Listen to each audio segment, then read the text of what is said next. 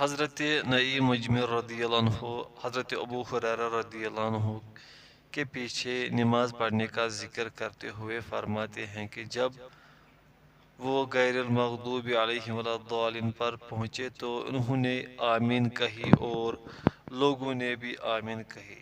پھر انہوں نے فرمایا کہ نماز میں تم میں سب سے زیادہ رسول اللہ صلی اللہ علیہ وسلم کے مشابہ ہوں۔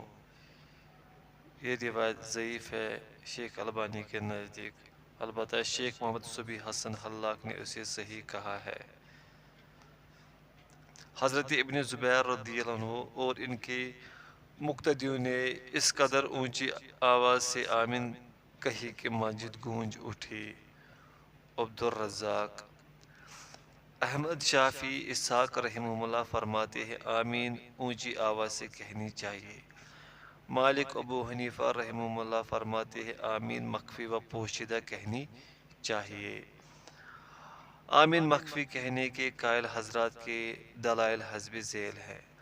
حضرت وائل بن حجر رضی اللہ عنہ سے مروی ایک روایت میں یہ لفظ ہے کہ آپ صلی اللہ علیہ وسلم نے آمین کہی اور آپ صلی اللہ علیہ وسلم نے اس یعنی آمین کے ساتھ اپنی آواز کو پست کیا۔ یہ روایت شاذ ہے، ضعیف ترمذی۔ حضرت وائل بن حجر رضی اللہ عنہ سے مروی ہے کہ حضرت عمر اور حضرت علی رضی اللہ عنہما بسم اللہ تعوذ اور آمین اونچی آواز سے نہیں کہتے تھے۔ تحاوی یہ اثر بہت زیادہ ضعیف ہے۔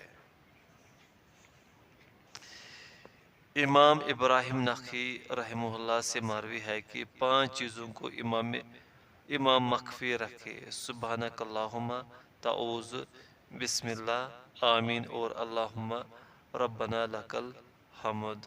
مصنف عبد الرزاق۔ واضح ہے کہ امام نخعی کا یہ اثر مرفوع و صحیح روایت کے مقابلے میں کچھ حیثیت نہیں رکھتا۔ راجہ جہری نماز میں امام اور مقتدی دونوں اونچی آواز سے اور سری نماز میں دونوں مخفی آمین کہیں گے۔ ابن قدامہ رحمۃ اللہ اسی کے قائل ہے۔ ابن قیم رحمۃ اللہ فرماتے ہیں محکم صحیح سنت یہی ہے کہ نماز میں آمین کو اونچی آواز سے کہا جائے۔ شوکانی رحمۃ اللہ اسی کو ترجیح دیتے ہیں۔ عبد الرحمن مبارک پوری رحمۃ اللہ فرماتے ہیں اونچی آواز سے آمین کہنے پر صحابہ کا اجماع ہے۔ ابن حزم رحمۃ اللہ فرماتے ہیں امام اور مقتدی دونوں اونچی آواز سے آمین کہیں گے کیونکہ اسی طرح رسول اللہ صلی اللہ علیہ وسلم سے ثابت ہے۔ صدیق حسن خان رحمۃ اللہ فرماتے ہیں اونچی آواز سے آمین کہنا پست آواز سے کہنے سے زیادہ بہتر ہے۔ عبدالحی لخنوی حنفی رحمۃ اللہ فرماتے ہیں برحق یہ ہے کہ اونچی آواز سے آمین کہنا دلیل کے اعتبار سے قوی ہے۔ ابن حمام حنفی رحمۃ اللہ فرماتے ہیں اونچی آواز سے آمین کہنا سنت ہے۔ رشید احمد گنگوہی رحمۃ اللہ فرماتے ہیں احناف بھی آمین بالجہر کے معترف ہیں۔ فاتحہ کے ساتھ کوئی اور سورت یا آیت تلاوت کرنا مسنون ہے۔ حضرت ابو قتادہ رضی اللہ عنہ سے مروی ہے کہ نبی صلی اللہ علیہ وسلم ظہر کی پہلی 2 رکعتوں میں سورہ فاتحہ اور 2 سورتیں پڑھتے اور دوسری 2 رکعتوں میں صرف سورہ فاتحہ پڑھتے۔ صحیح البخاری، صحیح مسلم۔ حضرت ابو سعید رضی اللہ عنہ سے مروی ہے کہ ہمیں سورہ فاتحہ اور جو بھی قرآن سے میسر ہو پڑھنے کا حکم دیا گیا ہے۔ یہ روایت صحیح ہے، ابو داؤد وغیرہ۔ حضرت ابو ہریرہ رضی اللہ عنہ سے مروی ہے کہ مجھے رسول اللہ صلی اللہ علیہ وسلم نے اعلان کرنے کا حکم دیا کہ بلا شبہ سورہ فاتحہ اور کچھ مزید قرآن کی قرأت کے بغیر کوئی نماز نہیں۔ یہ روایت صحیح ہے، ابو داؤد۔ حضرت عبادہ بن صامت رضی اللہ عنہ سے مروی ایک روایت میں یہ لفظ ہے جس شخص نے سورہ فاتحہ اور کچھ زائد نہ پڑھا اس کی کوئی نماز نہیں۔ یہ روایت صحیح ہے ابو داؤد۔ تیسری اور چوتھی رکعت میں فاتحہ کے ساتھ کوئی سورت پڑھنا جائز ہے۔ حضرت ابو سعید خدری رضی اللہ عنہ سے مروی ہے کہ نبی صلی اللہ علیہ وسلم ظہر کی پہلی 2 رکعتوں میں سے ہر رکعت میں 30 آیتوں کے برابر قرات کرتے اور دوسری 2 رکعتوں میں 15 آیتوں کے برابر، یا انہوں نے کہا کہ اس سے نصف، اور عصر کی پہلی 2 رکعتوں میں سے ہر رکعت میں 15 آیتوں کے برابر قرات کرتے اور دوسری 2 رکعتوں میں اس سے نصف کے بقدر قرات کرتے۔ مسند احمد، مسلم وغیرہ۔ مختلف نمازوں میں فاتحہ کے علاوہ قرات قرآن کا بیان۔ پوائنٹ فرسٹ، فجر 60 سے 100 تک آیات تلاوت فرماتے، بخاری۔ پوائنٹ سیکنڈ،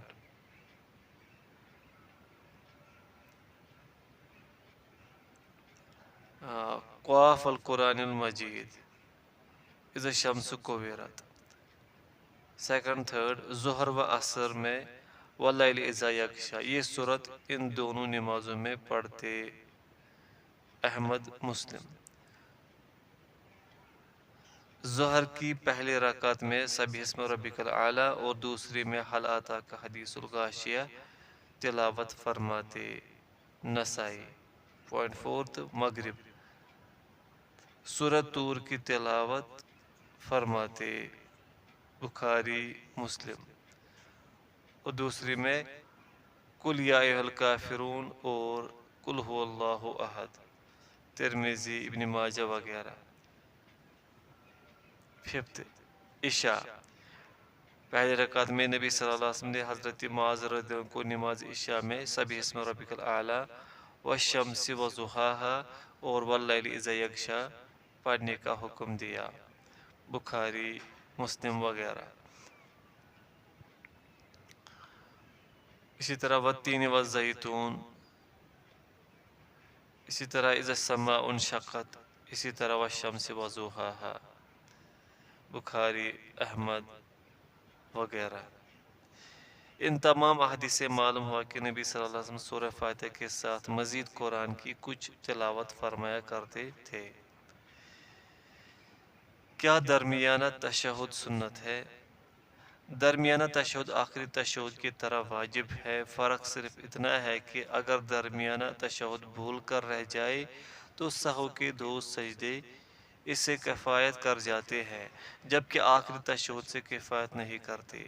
امام احمد، امام لیث، امام ابو ثور، امام اسحاق اور امام داؤد رحمہم اللہ اجمعین اسی کے قائل ہیں، جبکہ امام شافعی، امام مالک، امام ابو حنیفہ، امام ثوری اور امام اوزاعی رحمہم اللہ اجمعین کے نزدیک یہ تشہد سنت ہے، لیکن راجح موقف وجوب کا ہی ہے۔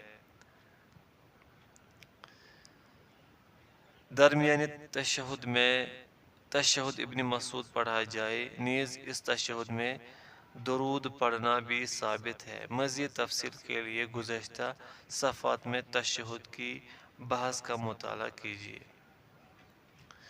ہر رکن میں مسنون اذکار پڑھنے چاہیے۔ حالات قیام سورہ فاتحہ اور ہر نماز میں گزشتہ بیان کردہ سورتوں یا دیگر قرآنی آیات کی تلاوت کی جا سکتی ہے۔ علاوہ ازیں مزید اذکار مندرجہ ذیل ہے۔ ہر مرتبہ اٹھتے اور جھکتے وقت تکبیر کہی جائے۔ حضرت ابن مسعود رضی اللہ عنہ سے مروی ہے کہ میں نے نبی صلی اللہ علیہ وسلم کو ہر مرتبہ اٹھتے وقت، جھکتے وقت، کھڑے ہوتے وقت اور بیٹھتے وقت تکبیر کہتے ہوئے دیکھا۔ یہ روایت صحیح ہے، ترمذی وغیرہ۔ اسی کی مثل صحیحین میں حضرت عمران بن حسین رضی اللہ عنہ سے بھی حدیث مروی ہے۔ رکوع و سجدہ کی اذکار۔ حضرت حذیفہ رضی اللہ عنہ سے مروی ہے کہ میں نے نبی صلی اللہ علیہ وسلم کے ساتھ نماز پڑھی تو آپ صلی اللہ علیہ وسلم رکوع میں سبحان ربی العظیم اور سجدے میں سبحان ربی الاعلی کہتے تھے، احمد، مسلم وغیرہ۔ حضرت ابن مسعود رضی اللہ عنہ سے مروی جس روایت میں ہے سبحان رب العظیم اور سبحان رب العلیٰ رکوع و سجدہ میں تین مرتبہ کہنے کا ذکر ہے، وہ ضعیف ہے، ضعیف ابو داود وغیرہ۔ شوکانی رحمۃ اللہ فرماتے ہیں چونکہ یہ حدیث ضعیف ہے لہٰذا عدد کی قید کے بغیر جتنی مرتبہ انسان زیادہ سے زیادہ تسبیحات پڑھ سکتا ہے پڑھے۔ حضرت عائشہ رضی اللہ عنہ سے مروی ہے کہ رسول اللہ صلی اللہ علیہ وسلم اپنے رکوع اور سجدے میں یہ دعا پڑھتے تھے، سبوح قدوس رب الملائکۃ والروح، مسلم وغیرہ۔ رکوع و سجدہ میں یہ دعا بھی ثابت ہے، اللہم لک سجدت و بک آمنت و لک اسلمت وانت ربی سجد وجہی للذی خلقہ وصورہ فاحسن صورہ وشق سمعہ وبصرہ تبارک اللہ احسن الخالقین، صحیح مسلم وغیرہ۔ حضرت عائشہ رضی اللہ عنہ سے مروی ہے کہ رسول اللہ صلی اللہ علیہ وسلم اپنے رکوع اور سجدے میں بہت زیادہ یہ دعا پڑھتے تھے، سبحانک اللہم ربنا وبحمدک اللہم اغفر لی، بخاری مسلم۔ حضرت عوف بن مالک اشجعی رضی اللہ عنہ سے مروی ہے کہ آپ صلی اللہ علیہ وسلم رکوع و سجدے میں یہ دعا پڑھتے، سبحان ذی الجبروت والملکوت والکبریاء والعظمہ، یہ روایت صحیح ہے، ابو داؤد وغیرہ۔ حضرت ابو ہریرہ رضی اللہ عنہ سے مروی ہے کہ آپ صلی اللہ علیہ وسلم سجدے میں یہ دعا پڑھتے تھے، اللہم اغفر لی ذنبی کلہ دقہ وجلہ واولہ وآخرہ وعلانیتہ وسرہ، صحیح مسلم۔ حضرت عائشہ رضی اللہ عنہ سے مروی ہے کہ قیام اللیل کے سجدوں میں آپ صلی اللہ علیہ وسلم یہ دعا پڑھتے تھے، اعوذ برضاک من سخطک واعوذ بمعافاتک من عقوبتک واعوذ بک منک لا احصی ثناء علیک انت کما اثنیت علی نفسک، صحیح مسلم وغیرہ۔ دوران رکوع یہ دعا بھی مسنون ہے، اللہم لک رکعت وبک آمنت ولک اسلمت وعلیک توکلت انت ربی خشع سمعی وبصری ودمی ولحمی وعظمی وعصبی للہ رب العالمین، یہ روایت صحیح ہے، نسائی۔ حضرت عقبہ بن عامر رضی اللہ عنہ سے مروی جس روایت میں ہے کہ جب آیت فَسَبِّحْ بِاسْمِ رَبِّكَ الْعَظِيمِ سورۃ واقعہ نازل ہوئی تو رسول اللہ صلی اللہ علیہ وسلم نے ہمیں کہا کہ اسے اپنے رکوع میں پڑھو، اور جب آیت سبح اسم ربک الاعلیٰ سورۃ الاعلیٰ نازل ہوئی تو آپ صلی اللہ علیہ وسلم نے فرمایا اسے اپنے سجدے میں پڑھو، وہ روایت ضعیف ہے، ارواء الغلیل وغیرہ۔ رکوع سے اٹھتے وقت اذکار، امام مقتدی اور منفرد سب رکوع سے اٹھتے وقت سمیع اللہ لمن حمدہ اور سیدھے کھڑے ہونے کے بعد ربنا ولک الحمد کہیں گے۔ حضرت ابو ہریرہ رضی اللہ عنہ سے مروی ہے کہ رسول اللہ صلی اللہ علیہ وسلم جب نماز کے لیے کھڑے ہوتے تو تکبیر کہتے، پھر جب رکوع کرتے تو تکبیر کہتے، پھر رکوع سے اٹھتے وقت سمیع اللہ لمن حمدہ کہتے، پھر سیدھے کھڑے ہو کر ربنا ولک الحمد کہتے، پھر سجدے کے لیے جھکتے وقت تکبیر کہتے، پھر جب اپنا سر اٹھاتے تو تکبیر کہتے، پھر دوبارہ سجدے کے لیے جھکتے وقت تکبیر کہتے، پھر جب اپنا سر اٹھاتے تو تکبیر کہتے، پھر بقیہ ساری نماز میں یہی عمل کرتے، اور جب 2 رکعتوں کے بعد بیٹھ کر اٹھتے تو تکبیر کہتے، بخاری و مسلم۔ ہمیں بھی اسی طرح نماز ادا کرنی چاہیے کہ جس طرح رسول اللہ صلی اللہ علیہ وسلم سے ثابت ہے، جیسا کہ آپ صلی اللہ علیہ وسلم نے ہمیں یہی ارشاد فرمایا ہے۔ البتہ حضرت انس رضی اللہ عنہ سے مروی جس روایت میں ہے کہ رسول اللہ صلی اللہ علیہ وسلم نے فرمایا، جب امام سمیع اللہ لمن حمدہ کہے تو تم ربنا ولک الحمد کہو۔ بخاری مسلم۔ اس سے یہ استنباط کرنا کہ مقتدی کو سمیع اللہ لمن حمدہ نہیں کہنا چاہیے اور امام کو ربنا ولک الحمد نہیں کہنا چاہیے درست نہیں ہے، کیونکہ صحیح حدیث سے ثابت ہے کہ رسول اللہ صلی اللہ علیہ وسلم یہ دونوں کلمات کہتے تھے اور اسی طرح نماز پڑھنے کا حکم دیتے تھے۔ تاہم یہاں یہ بات یاد رہے کہ اس حدیث کا مقصد یہ بتانا نہیں کہ امام اور مقتدی اس موقع پر کیا کہیں، بلکہ محض یہ بتانا ہے کہ مقتدی کی ربنا ولک الحمد، امام کی سمیع اللہ لمن حمدہ کے بعد ہونی چاہیے۔ صفت صلاۃ النبی للالبانی۔ یہی بات راجہ و برحق ہے، اگرچہ علماء نے اس میں اختلاف کیا ہے۔ شافعی، مالک رحمہ اللہ فرماتے ہر نمازی سمیع اللہ لمن حمدہ اور ربنا ولک الحمد کے دونوں کلمات کہے گا، خواہ امام ہو یا مقتدی ہو یا منفرد ہو۔ امام عطا، امام ابو داود، امام ابو ہریرہ، امام ابن سیرین، امام اسحاق اور امام داود رحمہ اللہ اجمعین کا یہی موقف ہے۔ ابو حنیفہ رحمۃ اللہ فرماتے امام اور منفرد صرف سمیع اللہ لمن حمدہ کہیں گے اور مقتدی صرف ربنا ولک الحمد کہے گا۔ امام ابن منذر رحمہ اللہ نے یہی قول حضرت ابن مسعود رضی اللہ عنہ، حضرت ابو ہریرہ رضی اللہ عنہ، امام شعبی، امام مالک اور امام احمد رحمہ اللہ سے نقل کرنے کے بعد کہا ہے کہ میرا بھی یہی موقف ہے۔ رکوع سے اٹھتے وقت یہ دعا بھی ثابت ہے: اللہم ربنا لک الحمد ملء السماوات وملء الارض وما بینہما وملء ما شئت من شیء بعد اہل الثناء والمجد لا مانع لما اعطیت ولا معطی لما منعت ولا ينفع ذا الجد منک الجد۔ صحیح مسلم۔ ربنا لک الحمد اور واو کے ساتھ ربنا ولک الحمد اور اللہم ربنا ولک الحمد تینوں طرح آپ صلی اللہ علیہ وسلم سے ثابت ہے۔ علاوہ ازیں یہ الفاظ بھی ثابت ہے: ربنا ولک الحمد حمدن کثیرا طیبا مبارکا فی، جیسے کہ جب ایک شخص نے یہ کلمات نماز میں کہے تو نبی صلی اللہ علیہ وسلم نے اس شخص کے متعلق فرمایا کہ میں نے 30 سے زائد فرشتے دیکھے جو ایک دوسرے سے سبقت لے جانے کی کوشش میں تھے کہ ان کلمات کو پہلے کون تحریر کرتا ہے۔ صحیح بخاری۔ دو سجدوں کے درمیانی اذکار۔ حضرت حذیفہ رضی اللہ عنہ سے مروی ہے کہ آپ صلی اللہ علیہ وسلم دو سجدوں کے درمیان یہ کلمات کہتے تھے: رب اغفر لی، رب اغفر لی۔ یہ روایت صحیح ہے، ابو داود۔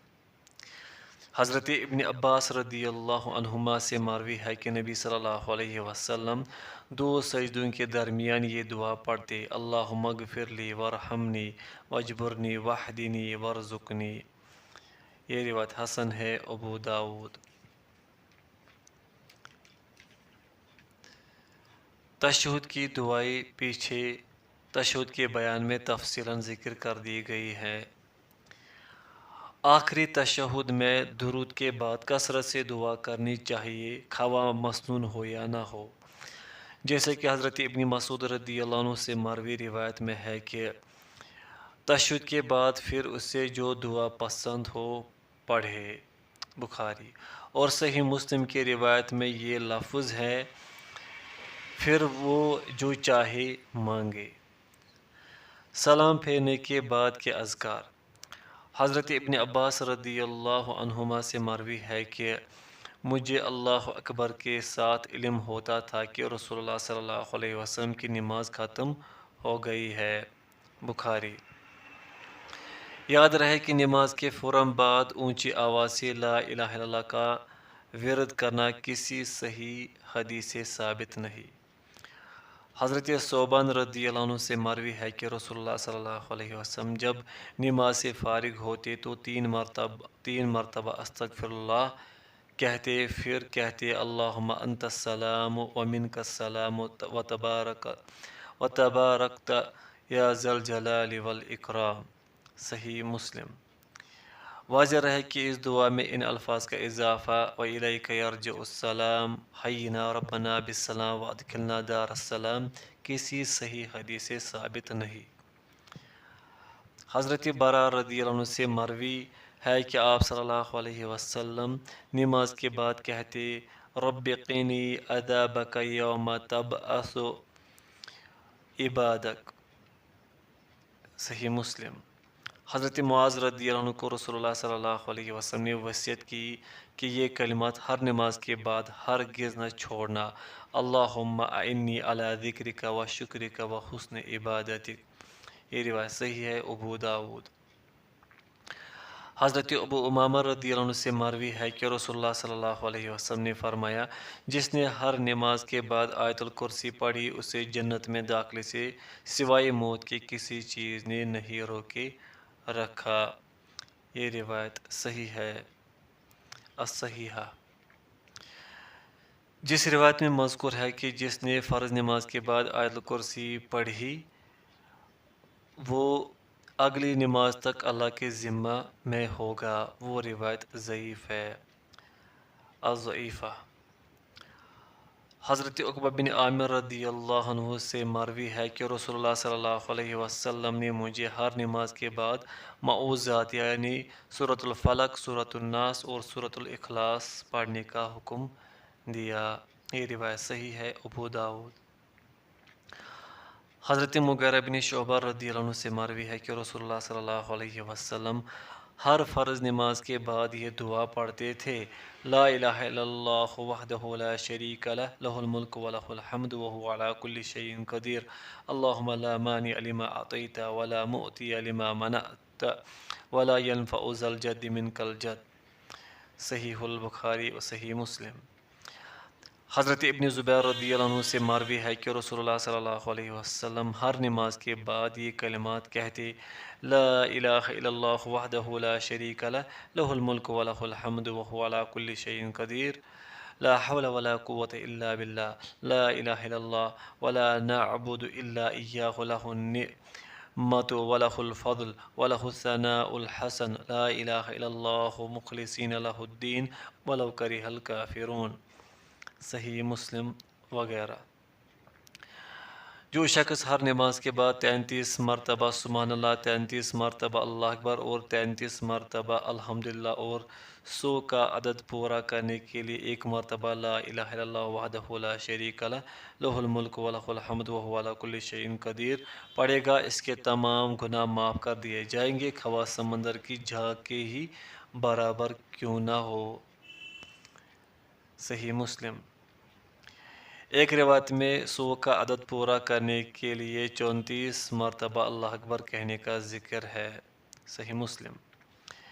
ایک دوسری روایت میں 10 مرتبہ سبحان اللہ، 10 مرتبہ اللہ اکبر اور 10 مرتبہ الحمدللہ کہنے کا بھی ذکر ہے، یہ روایت صحیح ہے ابن ماجہ۔ حضرت سعد رضی اللہ عنہ سے مروی ہے کہ رسول اللہ صلی اللہ علیہ وسلم کے بعد ان اشیاء سے پناہ مانگا کرتے تھے اللہم انی اعوذ بک من البخل واعوذ بک من الجبن واعوذ بک من ان ارد الی ارذل العمر واعوذ بک من فتنة الدنیا واعوذ بک من عذاب القبر، بخاری وغیرہ۔ حضرت ام سلمہ رضی اللہ عنہ سے مروی ہے کہ نبی صلی اللہ علیہ وسلم نماز فجر سے سلام پھیرنے کے بعد یہ دعا پڑھتے اللہم انی اسألک علما نافعا ورزقا طیبا وعملا متقبلا، یہ روایت صحیح ہے ابن ماجہ۔ حضرت انس رضی اللہ عنہ سے مروی ہے کہ رسول اللہ صلی اللہ علیہ وسلم نے فرمایا جس نے نماز فجر با جماعت ادا کی پھر طلوع آفتاب تک اللہ تعالیٰ کا ذکر کرنے کے لیے بیٹھا رہا پھر سورج نکلنے کے بعد 2 رکعتیں پڑھی اس کے لیے ایک مکمل حج اور عمرے کے برابر ثواب ہے، یہ روایت حسن ہے ترمذی۔ دوران نماز نگاہ سجدے کی جگہ پر رکھنی چاہیے کیونکہ نبی صلی اللہ علیہ وسلم جب نماز پڑھتے تو سر کو جھکائے رکھتے اور نگاہ کو زمین کی طرف لگائے رکھتے تھے، اور جب آپ صلی اللہ علیہ وسلم کعبہ میں داخل ہوئے تو اپنی نگاہ سجدے کی جگہ سے نہیں اٹھائی تا وقت کہ آپ صلی اللہ علیہ وسلم وہاں سے نکل گئے۔ قراءت قرآن میں صورتوں کی ترتیب نہ تو واجب ہے اور نہ ہی سنت موقدہ ہے، اور اس کے دلائل حسب ذیل ہے۔ حدیث نبوی ہے کہ رسول اللہ صلی اللہ علیہ وسلم نے ایک نماز میں پہلے سورۃ البقرہ، پھر سورہ نساء اور پھر سورہ آل عمران تلاوت فرمائی، حالانکہ سورہ نساء سورہ آل عمران کے بعد ہے۔ صحیح مسلم۔ امام بخاری رحمۃ اللہ نے باب قائم کیا ہے کہ ترجمہ دو صورتیں ایک رکعت میں پڑھنا، یا صورتوں کی آخری آیات یا صورتوں کو تقدیم و تاخیر سے پڑھنا، یا صورتوں کی پہلی آیات پڑھنے کا بیان۔ اور اس عنوان کے تحت انہوں نے کچھ آثار روایت نقل کی ہیں کہ جو اس مسئلے کی اس بات کے لیے کافی ہیں۔ جو فاتحہ اور قرآن پڑھنے سے عاجز ہو وہ کیا کرے؟ حضرت رفاع بن رافع رضی اللہ عنہ سے مروی ہے کہ رسول اللہ صلی اللہ علیہ وسلم نے ایک آدمی کو نماز سکھائی تو فرمایا، اگر تمہیں قرآن کا کچھ حصہ یاد ہے تو پڑھو، ورنہ الحمدللہ، اللہ اکبر اور لا الہ الا اللہ حسب توفیق کہہ کر رکوع کر لو۔ یہ روایت صحیح ہے، ترمذی۔ حضرت عبداللہ بن ابی اوفا رضی اللہ عنہ سے مروی ہے کہ ایک آدمی نے نبی صلی اللہ علیہ وسلم کے پاس آ کر کہا، بلا شبہ مجھے قرآن سے کچھ بھی یاد نہیں ہے، لہٰذا آپ صلی اللہ علیہ وسلم مجھے وہ چیز سکھا دیجئے جو مجھے کفایت کر جائے۔ تو آپ صلی اللہ علیہ وسلم نے فرمایا، سبحان اللہ، الحمدللہ، لا الہ الا اللہ، واللہ اکبر، ولا حول ولا قوت الا باللہ۔ یہ روایت حسن ہے، ابو داؤد۔ یاد رہے کہ اس واقعہ کو تمام اوقات یعنی ہمیشہ کے لیے جواز نہیں بنانا چاہیے، کیونکہ جو شخص ان کلمات کو سیکھنے کی طاقت رکھتا ہے، لا محالہ وہ فاتحہ سیکھنے کی بھی طاقت رکھتا ہوگا۔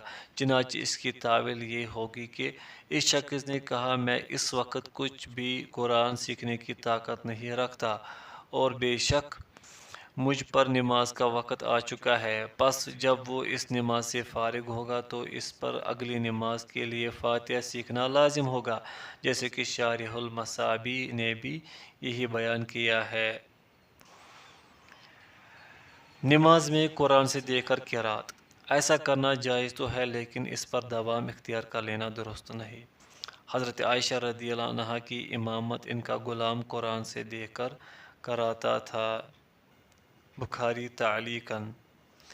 حافظ ابن حجر رحمۃ اللہ رقم تراز ہے کہ امام ابو داؤد نے مصاحف میں اسے موصولاً بھی بیان کیا ہے۔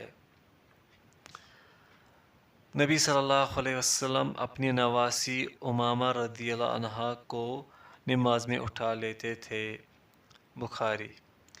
جب نماز میں بچہ اٹھایا جا سکتا ہے تو قرآن بالاولیٰ اٹھایا جا سکتا ہے، البتہ اسے زبانی یاد کر کے پڑھنا ہی افضل ہے۔ نیز سعودی مجلس افتاء نے یہ فتویٰ دیا ہے کہ قرآن میں دیکھ کر قرات قرآن فرائض اور نوافل دونوں میں جائز ہے۔ دوران قرات رحمت کی آیت پر سوال کرنا اور عذاب کی آیت پر اس سے پناہ مانگنا مشروع ہے، جیسا کہ حضرت حذیفہ رضی اللہ عنہ سے مروی ہے کہ میں نے نبی صلی اللہ علیہ وسلم کے ساتھ نماز پڑھی، جب ایسی آیت گزرتی جس میں رحمت الہی کا ذکر ہوتا تو آپ صلی اللہ علیہ وسلم وہاں ٹھہر کر رحمت کا سوال کرتے، اور جب عذاب کی آیت گزرتی تو وہاں ذرا ٹھہر کر اس سے پناہ مانگتے۔ صحیح مسلم۔